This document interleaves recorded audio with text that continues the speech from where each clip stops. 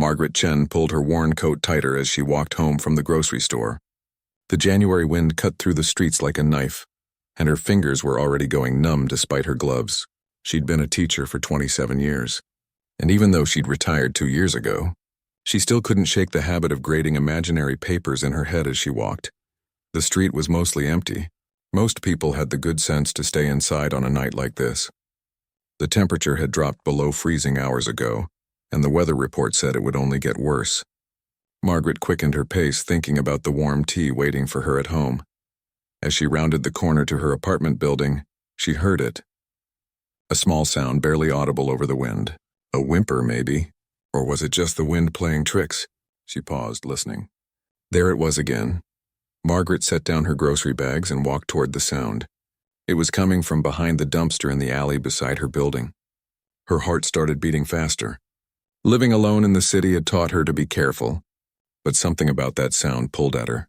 Behind the dumpster, curled into a tiny ball, was a child, a boy, maybe 7 or 8 years old, wearing nothing but a thin t-shirt and jeans with holes in the knees. No jacket, no hat. His lips had a bluish tint, and he was shaking so hard his whole body trembled. "Oh my God," Margaret breathed. She knelt down beside him, ignoring the cold concrete beneath her knees. "Sweetheart, what are you doing out here?" The boy's eyes flew open, wide with fear. He pressed himself harder against the brick wall, trying to make himself even smaller. It's okay," Margaret said softly, the same tone she'd used with frightened students for decades. "I'm not going to hurt you. But honey, you're freezing. We need to get you inside." The boy didn't say anything. His teeth were chattering too hard to speak. Margaret could see the goosebumps covering his thin arms, and her heart broke.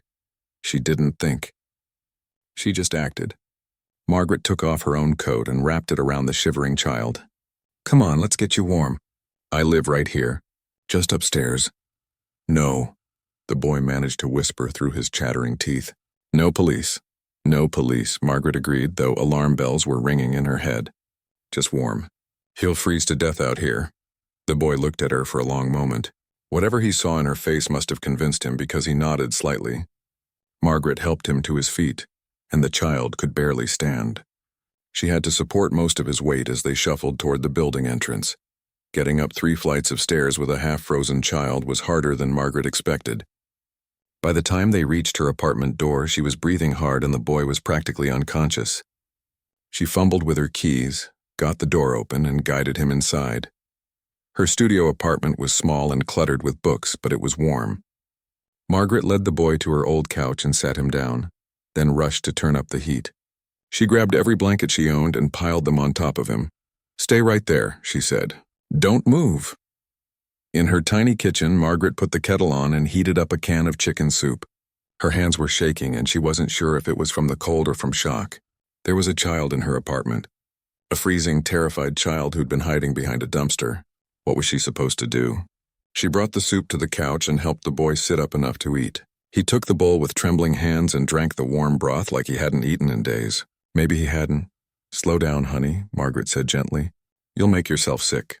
The boy obeyed, taking smaller sips. Color was starting to return to his face, though he was still shaking under the pile of blankets. Margaret sat down in her armchair and studied him. He was small for his age, thin with dark hair that needed cutting and large brown eyes that seemed too old for such a young face. There was a bruise on his left arm, fading to yellow-green. Her teacher instincts, honed by years of spotting trouble, were screaming at her. "Can you tell me your name?" she asked softly. The boy was quiet for so long she thought he wouldn't answer. Then, barely audible, he said, "Daniel." "Daniel. That's a good name." "I'm Margaret," she paused. "Daniel, where are you supposed to be right now?" "Are your parents looking for you?" Something flickered across the boy's face. Pain, maybe, or fear. "No parents," he whispered. Margaret's chest tightened. "Okay, is there someone who takes care of you?" Daniel's grip on the soup bowl tightened. "The home. But I can't go back there. Please don't make me go back." The desperation in his voice told Margaret everything she needed to know. This child had run away from somewhere, and he was more afraid of going back than he was of freezing to death in an alley. She should call someone. Social services, the police, somebody. That's what a responsible adult would do. But looking at this frightened little boy, wrapped in her blankets and holding her soup bowl like a lifeline, Margaret couldn't bring herself to pick up the phone. You can stay tonight, she heard herself say. We'll figure out the rest tomorrow.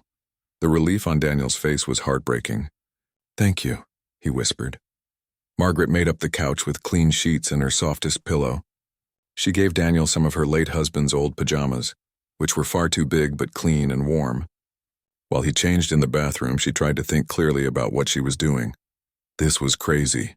She was 52 years old, living on a teacher's pension in a studio apartment barely big enough for one person. She couldn't just keep a child. Could she? Daniel emerged from the bathroom, swimming in the oversized pajamas. He looked so small and lost that Margaret's resolve hardened. Whatever happened tomorrow, tonight this child would be safe and warm. Into bed, she said. You need to sleep. Daniel climbed onto the couch and pulled the blankets up to his chin. He looked at Margaret with those two old eyes. You're not going to call while I'm sleeping, are you? Margaret sat on the edge of the couch. No, honey, I promised. I won't call anyone tonight. What about tomorrow? That was the question, wasn't it? Margaret thought about the bruise on his arm, the fear in his voice when he mentioned the home, the way he'd rather risk dying in the cold than go back. Tomorrow we'll talk, she said, and we'll figure out what's best together, okay? Daniel nodded slowly. His eyes were already closing, exhaustion taking over now that he was finally warm and safe. Margaret sat in her armchair, wrapped in a spare blanket, and watched the child sleep. Outside, the wind howled and the temperature continued to drop. Inside her small apartment, a frightened boy was finally warm. She didn't sleep much that night. She kept thinking about all the reasons this was a terrible idea, all the ways this could go wrong. But every time she thought about waking Daniel up and taking him to the police station, she remembered the look on his face when he'd said, "Please don't make me go back." By the time the sun came up, Margaret had made a decision. She didn't know if it was the right one. She didn't know if she could even pull it off. But she knew she couldn't send this child back into a situation that had scared him badly enough to choose freezing to death over staying. As pale winter light filtered through her curtains, Daniel stirred on the couch. His eyes opened, and for a moment he looked confused. Then he saw Margaret still sitting in her chair, and something like hope crossed his face. "You're still here," he said. "Of course I am," Margaret replied. "This is my home. I mean, you didn't send me away." Margaret stood up and stretched her stiff muscles. "No, honey, I didn't. Now how about we make some breakfast and have that talk?" For the first time since she'd found him, Daniel smiled. It was a small, uncertain smile, but it was there. Margaret walked into her tiny kitchen, her mind racing with everything she needed to figure out. But for now, she'd make pancakes. Everything seemed a little less overwhelming with pancakes. The pancakes were lopsided and slightly burnt, but Daniel ate them like they were the best meal he'd ever had. Margaret watched him from across her small kitchen table, trying to figure out what to say. She'd taught hundreds of children over the years, but this was different. This wasn't about fractions or spelling. This was about a child's life, Daniel. She started carefully. "I need you to tell me about this home you ran away from." The boy's fork stopped halfway to his mouth. He set it down slowly, staring at his plate. "I know it's hard to talk about," Margaret continued, "but if I'm going to help you, I need to understand what happened." Daniel was quiet for a long time. Then, in a voice so soft Margaret had to lean forward to hear, he started talking. His mother had died 2 years ago. Some kind of sickness, he said, though he didn't really understand what kind. He'd been 6 years old. There was no father, no grandparents, no aunts or uncles, at least none that the social workers could find. So Daniel had been placed in a group home across the city. It wasn't so bad at first, he said, still not looking up. But then Mr. Peterson came. Mr. Peterson was the new administrator. According to Daniel, he was mean. Really mean. He yelled a lot. Sometimes he grabbed kids too hard, left bruises. He took away their food if they misbehaved. Made them stand in the corner for hours. The other staff didn't seem to care. Or maybe they were scared too. Margaret felt her anger rising, but she kept her voice calm. "Did you tell anyone? A teacher, maybe?" Daniel shook his head. "Mr. Peterson said if we told anyone, we'd get sent somewhere worse. He said nobody cares about kids like us anyway." And he was right, wasn't he? Nobody came to check on us.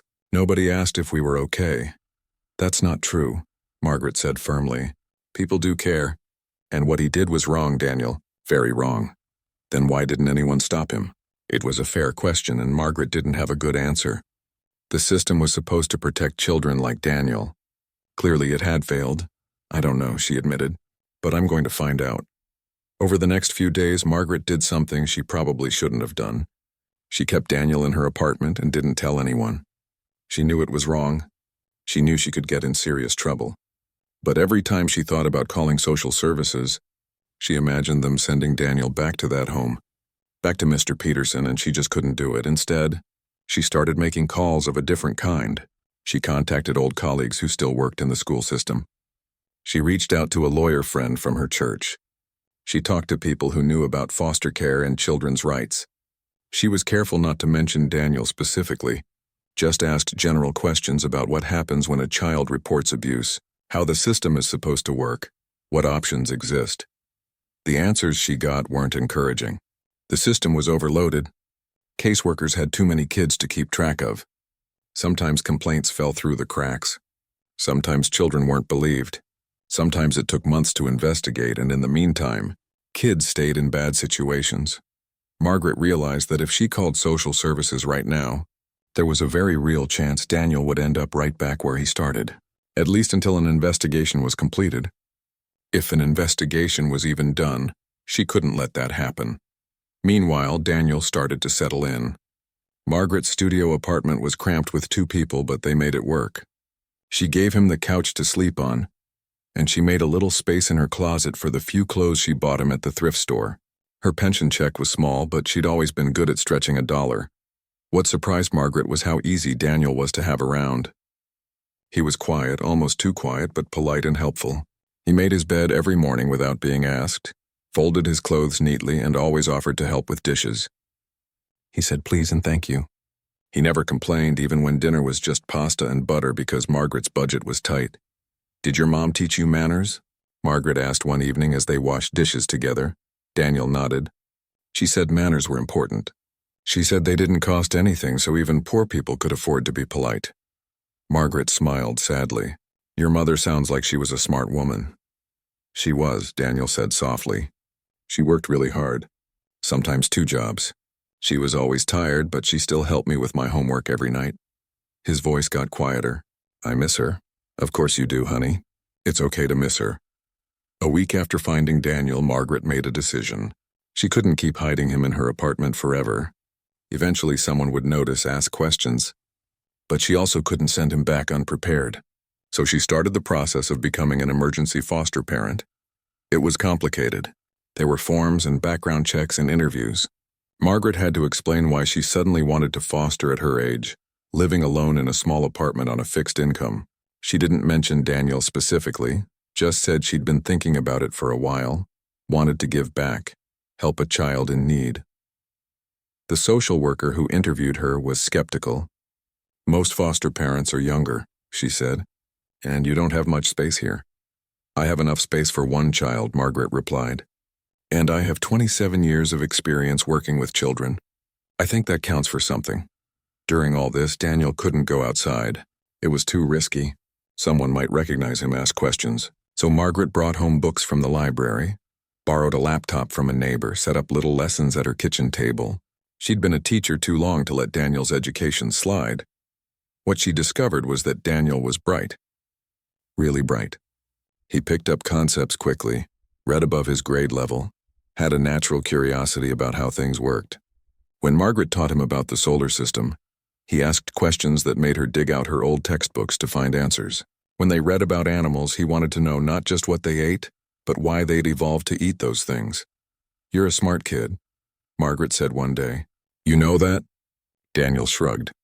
"Mr. Peterson said smart doesn't matter if you're nobody."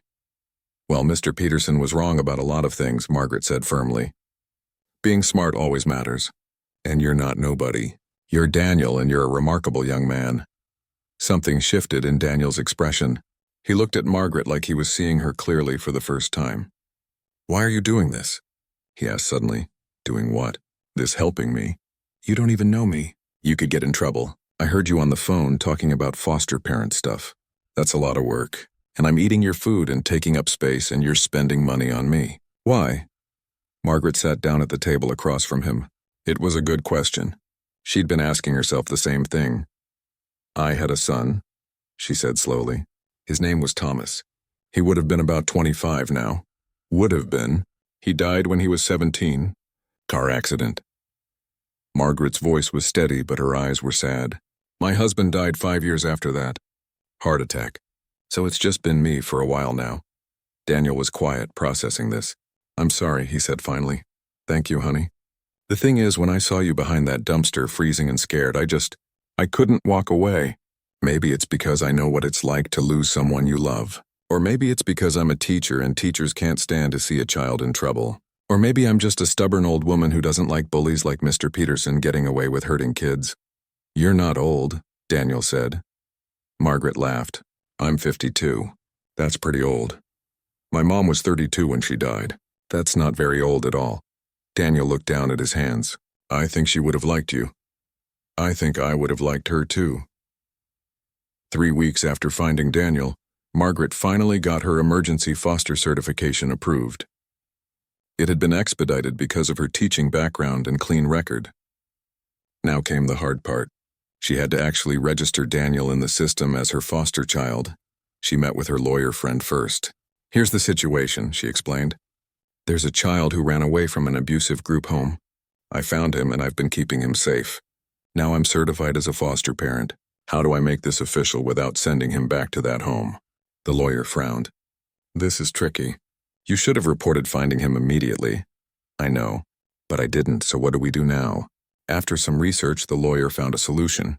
Margaret could report Daniel as a runaway she'd recently encountered, request him as a placement given her new certification, and file a formal complaint about the conditions at his previous home.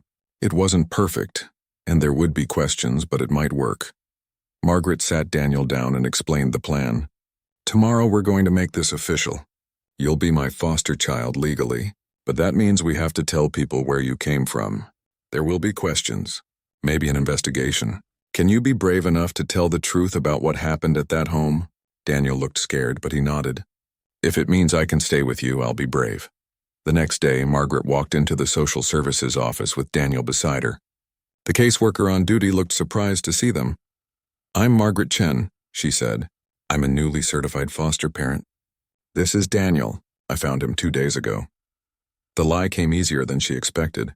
He ran away from a group home and I'd like to file for emergency placement. What followed was hours of questions and paperwork. Daniel had to be examined by a doctor, interviewed by a different caseworker. Margaret had to explain again and again why she wanted to foster this particular child, why she hadn't immediately turned him into the police. I thought about it, she said honestly, but he was so scared. And I'm certified now. I have room. It seemed like the right thing to do.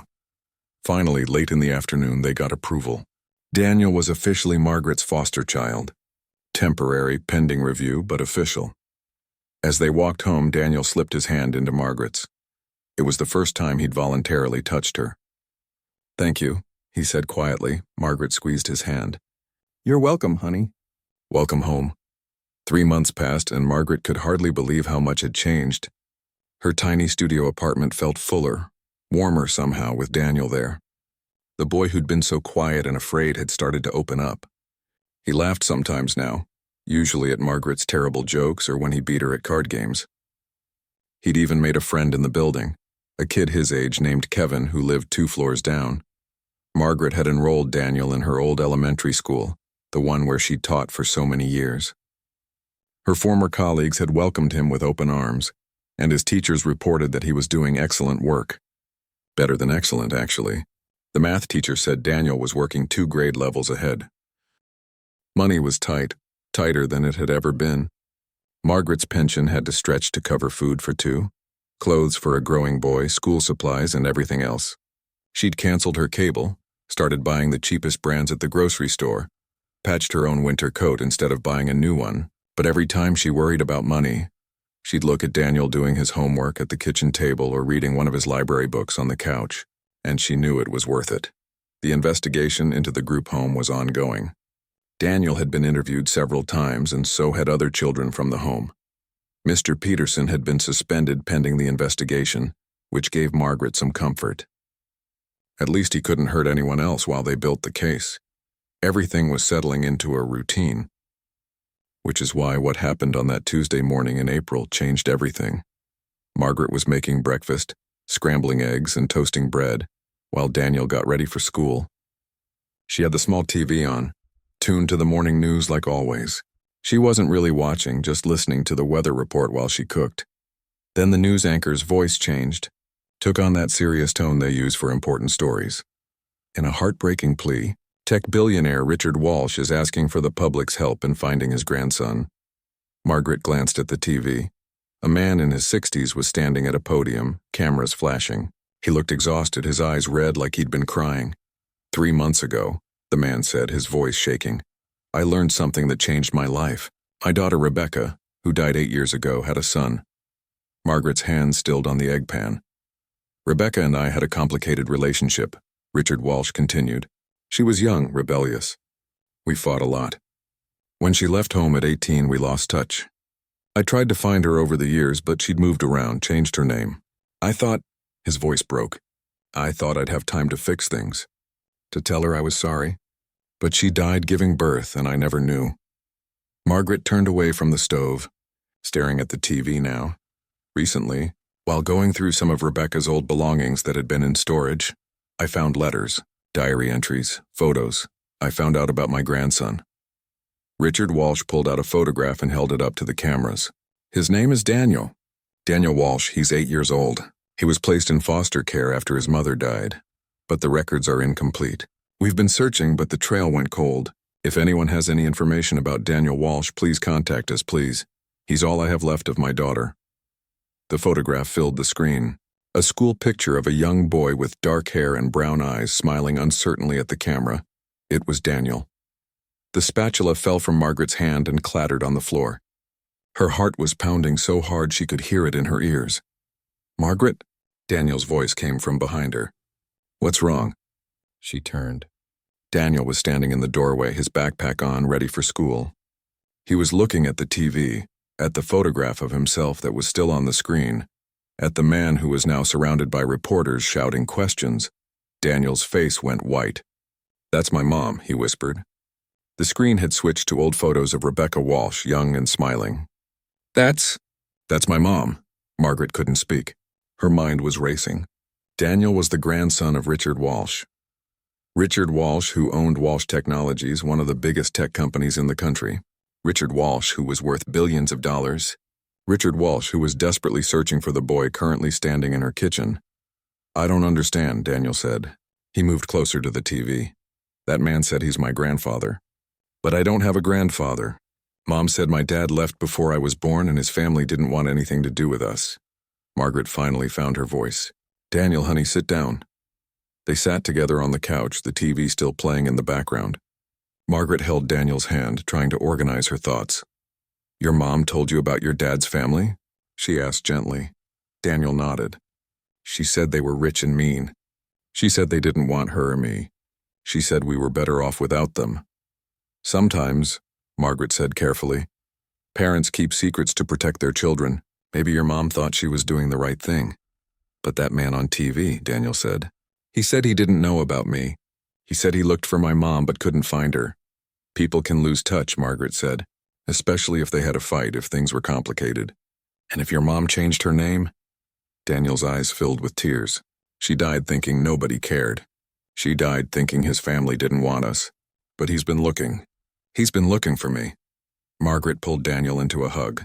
The boy was shaking, overwhelmed. What do we do? Daniel asked, his voice muffled against her shoulder. That was the question, wasn't it? What did they do? Margaret's first instinct was to call the number on the screen immediately, to reunite this child with his grandfather, but fear held her back. What if Richard Walsh took Daniel away? What if Daniel got swallowed up into a world of money and business and forgot all about the woman who'd found him behind a dumpster? We need to think about this, Margaret said slowly. This is a big decision. He's my grandfather, Daniel said, pulling back to look at her. My only family. I know, honey, but you're my family too. Daniel's eyes were searching hers. Aren't you? Margaret's heart clenched. Of course I am. So what happens now? Do I have to leave? No, Margaret said firmly. Nobody's taking you anywhere until we figure this out together, okay? Daniel nodded, but he looked uncertain. Margaret called in sick to the volunteer work she'd been doing at the library. Daniel stayed home from school. They spent the day researching Richard Walsh, learning everything they could. The man had built Walsh Technologies from nothing, turned it into a giant. He'd never married again after his wife died when Rebecca was a teenager. He had no other children. Articles described him as brilliant, driven, and intensely private. Recent pieces mentioned how he'd stepped back from day-to-day operations, how he seemed distracted, tired. Now they knew why. He'd been searching for his grandson. He really didn't know, Daniel said, reading an article on Margaret's laptop. About me. He really didn't know. It seems that way, Margaret agreed. My mom was wrong, Daniel said quietly, about his family not wanting us. She was wrong. Margaret chose her words carefully. Your mom did what she thought was best. She thought she was protecting you. Sometimes parents make mistakes, but that doesn't mean they don't love their children. That night, Margaret couldn't sleep. She lay in her bed, listening to Daniel toss and turn on the couch. She knew what she had to do.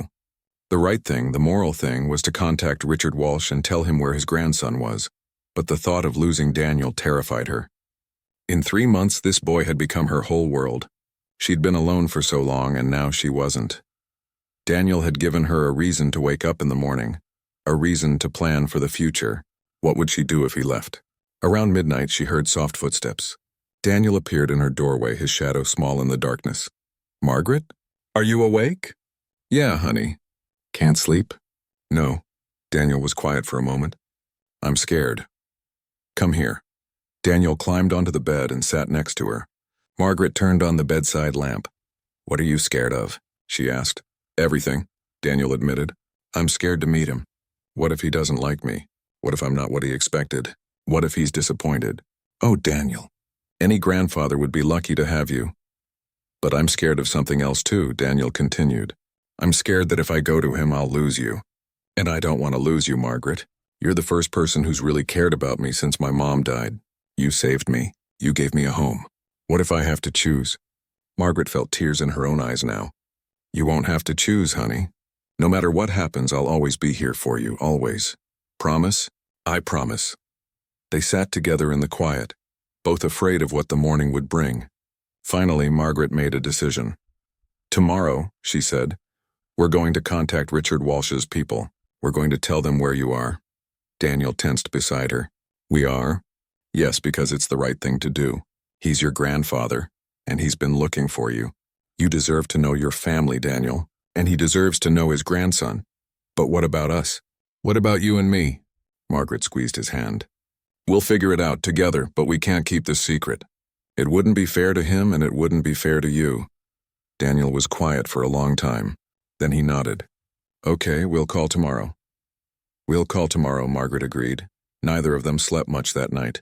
When the sun came up, they made breakfast together, moving around the tiny kitchen like they had for the past 3 months. But everything felt different now. Everything had changed. At 9 o'clock, Margaret picked up the phone. Her hand was shaking as she dialed the number that had been on the news. Her receptionist answered, professional and polite. I'm calling about Daniel Walsh, Margaret said. I know where he is. There was a sharp intake of breath on the other end of the line. Please hold. 2 minutes later, a different voice came on. Deep, urgent, barely controlled. This is Richard Walsh. You found my grandson? Margaret looked at Daniel, who was sitting on the couch, pale but determined. Yes, she said. I've found him. He's here with me. Richard Walsh arrived within the hour. Margaret barely had time to straighten up the apartment. Not that it mattered. The place was what it was, a cramped studio that suddenly felt impossibly small. When the knock came, Daniel grabbed Margaret's hand. She could feel him trembling. It's going to be okay, she whispered, though her own heart was racing. She opened the door. Richard Walsh stood in the hallway, flanked by 2 other people, a woman in a business suit who was probably a lawyer, and a younger man who might have been an assistant. But Margaret barely noticed them. She was focused on Richard's face. The man looked like he'd aged 10 years since the press conference yesterday. His eyes were red-rimmed and desperate. The moment he saw Daniel standing behind Margaret, his whole body seemed to sag. Daniel, he breathed. Daniel didn't move. He pressed closer to Margaret, his hand gripping hers tightly. Mr. Walsh, Margaret said. Please come in." The three of them entered the small apartment. The woman and the younger man stayed near the door, but Richard Walsh couldn't take his eyes off Daniel. He looked like he wanted to rush forward to grab the boy and never let go, but he held himself back. "You look like her," Richard said, his voice breaking. "You look so much like Rebecca." Daniel's grip on Margaret's hand loosened slightly. "You're really my grandfather?" "Yes." Richard pulled out his phone with shaking hands. He showed Daniel a photo of a young woman, maybe 19 or 20, with dark hair and brown eyes. She was laughing at the camera. "This was your mother. This was my daughter." Daniel stared at the photo. Tears started rolling down his cheeks. "She never showed me pictures. She said they were too painful." "She was beautiful," Richard said. "And stubborn. And brilliant. And I lost her because I was a fool who thought I knew better than she did about how to live her life." Margaret guided everyone to sit down. It was awkward fitting everyone in the small space, but they managed. The lawyer and assistant perched on the edge of Margaret's bed, while Richard sat in the armchair and Margaret and Daniel shared the couch. "Can you tell me what happened?" Richard asked, looking at Margaret. "How did you find him?" Margaret told the story, leaving out the part about keeping Daniel for a week before reporting him. She explained about the group home, about becoming a foster parent, about the past 3 months. Richard listened, his face growing darker as she described the conditions Daniel had run from. "That place should be shut down," he said angrily. "The people who hurt my grandson should be in prison." "There's an investigation," Margaret said. "It's ongoing." Richard turned to Daniel. "Did they hurt you? At that home?" Daniel nodded slowly. "Mr. Peterson was mean. He grabbed us hard sometimes. He took away our food when we didn't listen, but I'm okay now. Margaret takes care of me." Something shifted in Richard's expression when he looked at Margaret. "You took in a stranger's child. You shared your home, your resources. You kept him safe. Anyone would have done the same," Margaret said. "No," Richard said firmly. "Most people would have called the police and moved on with their lives. You did more than that." He paused. "Thank you. Thank you for saving my grandson." The lawyer, who'd been silent until now, cleared her throat. "Mr. Walsh, we should discuss custody arrangements." The word custody made Daniel flinch. Margaret felt him tense beside her. "Daniel is my grandson," Richard said. "My only family. I want him with me." "Of course," the lawyer said. "We'll need to file the proper paperwork, but given your relationship and resources, there shouldn't be any issues with you gaining full custody." "Wait," Daniel said suddenly. Everyone looked at him. "What about Margaret?" Richard frowned slightly. "What about her?" "She's my foster parent. She takes care of me." "Where does she go?" The lawyer glanced at Richard, then back at Daniel. "Well, once Mr. Walsh has custody, the foster arrangement would end. You'd live with your grandfather. And Margaret?" Daniel's voice was rising. "What happens to Margaret?" "She'd continue with her life," the lawyer said, clearly confused by the question. "You'd be with your family now." "No," Daniel said. He stood up abruptly. "No, you don't understand. Margaret is my family, Daniel," Richard said gently. "I'm your grandfather, your blood relative. I can give you everything you need. Good schools, opportunities, a future."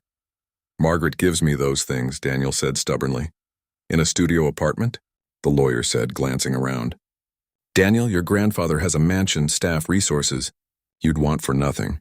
"I don't want for anything now," Daniel was almost shouting. Margaret had never seen him this upset. "I have Margaret. I have a home. I have school and friends, and I'm happy. You can't just take me away." He ran to the bathroom and slammed the door. The silence that followed was heavy. Richard looked stricken. The lawyer looked uncomfortable. Margaret felt torn between going after Daniel and staying to explain.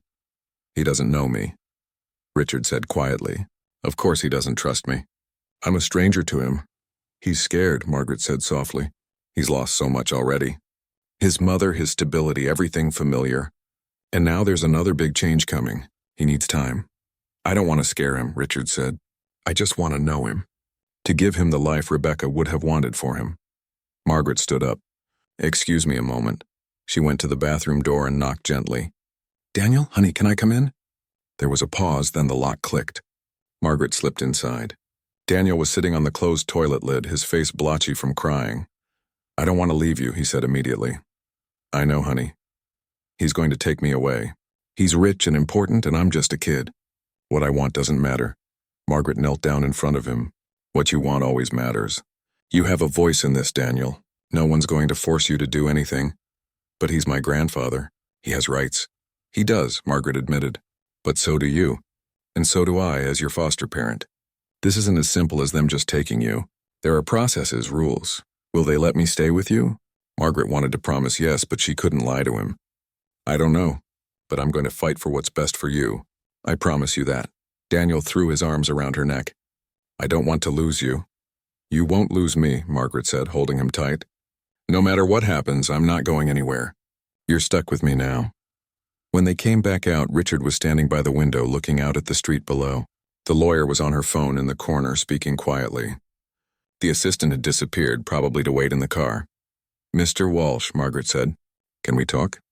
Just the two of us? Richard nodded. The lawyer started to object, but he held up a hand. Give us a moment. The lawyer and assistant left. Daniel sat on the couch watching them warily. You love him, Richard said. It wasn't a question. Yes, Margaret said simply. I know it's only been 3 months, but yes. I love him like he's my own. And he loves you? Yes. Richard was quiet for a moment. I've been alone for 15 years. Since my wife died, I threw myself into my work because it was easier than dealing with the grief. I thought I had time to fix things with Rebecca. I thought there would be chances to apologize, to make amends. But there wasn't. He turned to look at Daniel. When I found out about him, about my grandson, it was like being given a second chance. A chance to do better, to be better. A chance to have family again. I understand that, Margaret said. But looking at him now, seeing how he looks at you, how scared he is to lose you. Richard's voice was rough with emotion. I don't want to hurt him. I don't want to be another person who takes something away from him. Then don't, Margaret said. There has to be another way. Richard looked at her sharply. What are you suggesting? I'm suggesting that we think about Daniel. About what he needs, not what we want. He needs stability. He needs people who love him. He needs time to adjust to all these changes. Go on. Margaret took a breath. What if we took this slowly?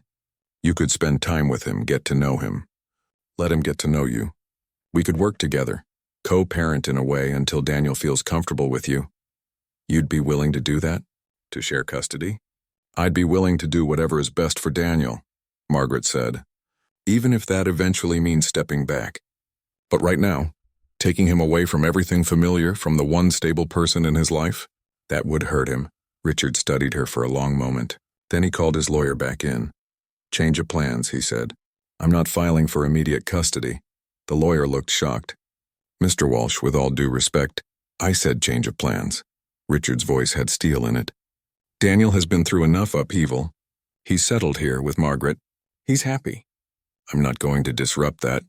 But, sir, what I want, Richard continued, is to work out an arrangement with Margaret, shared custody or guardianship or whatever makes sense legally. I want to be part of Daniel's life, but I'm not going to force him to leave the woman who saved him. The lawyer looked like she wanted to argue, but something in Richard's expression stopped her.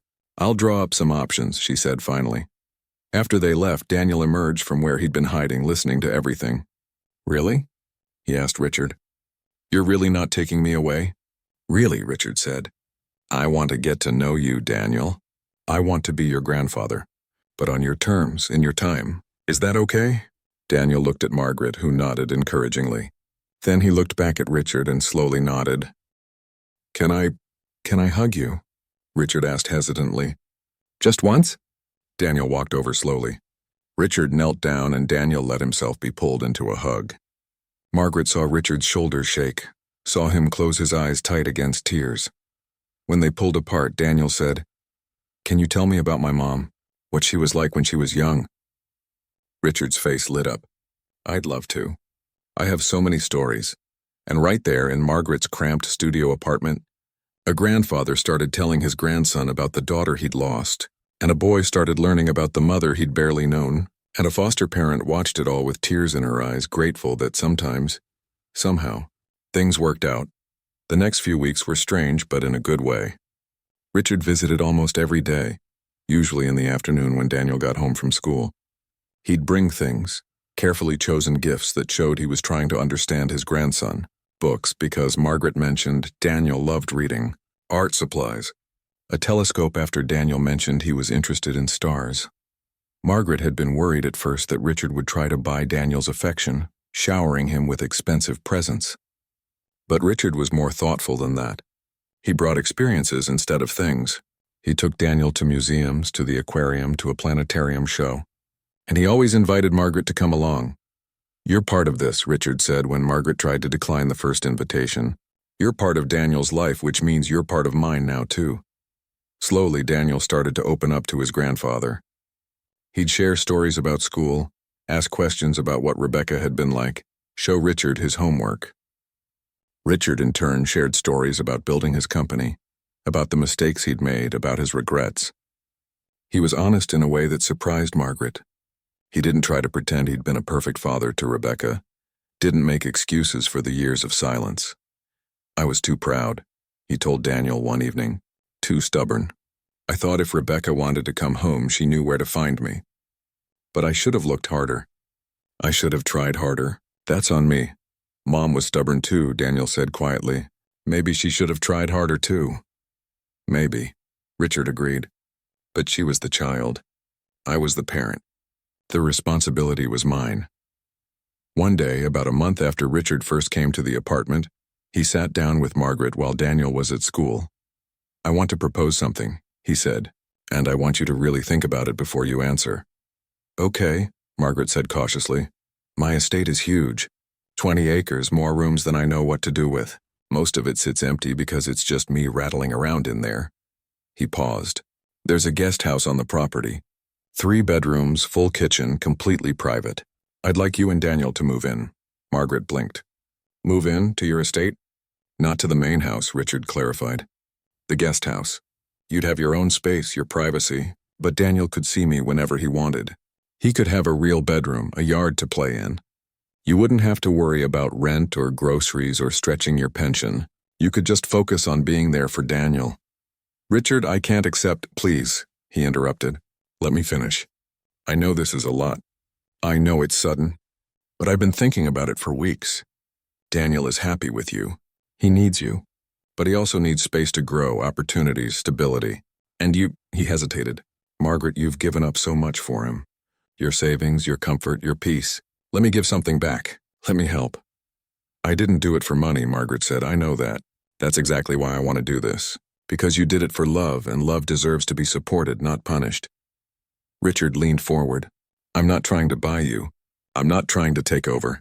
I just want my grandson to have the best of both worlds. You and me. Stability and opportunity. Love and family." Margaret was quiet for a long time. Her pride wanted to refuse. She'd been independent her whole life. Never asked for handouts. Always made her own way. But this wasn't about her pride. It was about Daniel. "Can I see the guest house?" she asked finally. Richard's face lit up. "Absolutely. Today if you want." That afternoon, Richard's driver picked them up in a car that cost more than Margaret had made in 3 years of teaching. The drive to the estate took 40 minutes, leading them out of the city into rolling hills and tree-lined roads. When they pulled through the gates, Margaret's breath caught. The main house was massive, a beautiful old building that looked like something from a movie. The grounds were immaculate, with gardens and fountains and even a small pond. The guest house sat at the far end of the property, partially hidden by trees. It was charming, with a stone facade and ivy growing up one side. Inside, it was bigger than Margaret's entire apartment building. 3 bedrooms, 2 bathrooms, a full kitchen with modern appliances, a living room with a fireplace. Large windows let in natural light, and there was a small patio out back. "The master bedroom would be yours," Richard said. "Daniel could have his choice of the other 2. One faces the gardens, the other the woods. And this 3rd room could be an office or a library or whatever you need." Margaret walked through the space, running her hand along the counters, peeking into closets. It was beautiful. It was more than she'd ever dreamed of having. "There's a school nearby," Richard continued. "One of the best in the state. Daniel could attend there if you want, or stay at his current school. I'd provide transportation either way. And there's a housekeeper for the main house who'd be happy to help with cooking or cleaning here too, if you wanted. But only if you wanted. This would be your home, Margaret. Your space. Your rules. Why are you doing this? Margaret asked. Really? Richard was quiet for a moment. Because you gave me my family back. Because you loved my grandson when nobody else did. Because I have more money than I could spend in 10 lifetimes. And what's the point of it if I can't use it to help the people I care about? You barely know me. I know you saved Daniel. I know you gave up your comfort for his safety. I know he loves you like a mother. Richard's voice was thick with emotion. That's enough for me. When they picked Daniel up from school and showed him the guest house, his eyes went wide. We'd live here? He asked, disbelieving. All of this? If Margaret agrees, Richard said. Daniel ran through the rooms, exclaiming over everything. The size of the bedrooms, the bathtub, the yard. When he came back to where Margaret and Richard were standing in the kitchen, he was breathless with excitement. Can we, Margaret? Please? Margaret looked at this boy who'd become her whole world, saw the hope in his eyes, the happiness. She looked at Richard, who was watching them both with a grandfather's love. She thought about her cramped studio apartment, about stretching every dollar, about the opportunities this could give Daniel. Yes, she said finally. Yes, we can. The move happened 2 weeks later. Richard's people handled everything, packing up Margaret's belongings, moving them to the guest house, even helping her cancel her apartment lease. It was overwhelming, the speed of it all, but also exciting. Daniel's new room was in the bedroom facing the gardens. He chose it because he could see the pond from his window. Margaret helped him arrange his books on new shelves, hang his clothes in a closet that was bigger than her old bathroom. Is this real? Daniel asked as they made his bed together. Are we really going to live here? We really are, Margaret said. And I can still see you every day? You're not going anywhere. I'm right down the hall, honey. Always. That night, their first night in the new house, Margaret sat on the patio watching the sunset. The sky was painted in shades of orange and pink, and the air smelled like flowers. She heard footsteps and looked up to see Richard approaching. Mind if I join you? He asked. It's your property, Margaret said with a smile. It's your home, Richard corrected, sitting down beside her. There's a difference. They sat in comfortable silence for a while. Then Richard said, I have another proposal. Well, not a proposal, more of an idea. What kind of idea? The investigation into Daniel's old group home revealed some disturbing things. Not just about that one facility, but about the system in general. Overworked caseworkers, inadequate oversight, children falling through the cracks. He paused. I want to do something about it. Start a foundation, maybe. Focus on foster care reform, helping vulnerable children, and I'd like you to be involved. If you're interested. Margaret looked at him in surprise. Me? You know the system from the inside now. You understand what these kids need, and you care. That matters more than anything. Richard met her eyes. I have the money and the connections. You have the experience and the heart. Together we could actually make a difference. Margaret thought about all the children like Daniel out there, scared, alone, trapped in bad situations because the system designed to protect them had failed. What did you have in mind? Over the next hour, they talked about possibilities. Funding for better training of social workers, surprise inspections of group homes, support programs for foster parents, scholarships for kids aging out of the system. The ideas flowed between them, building on each other, growing more ambitious.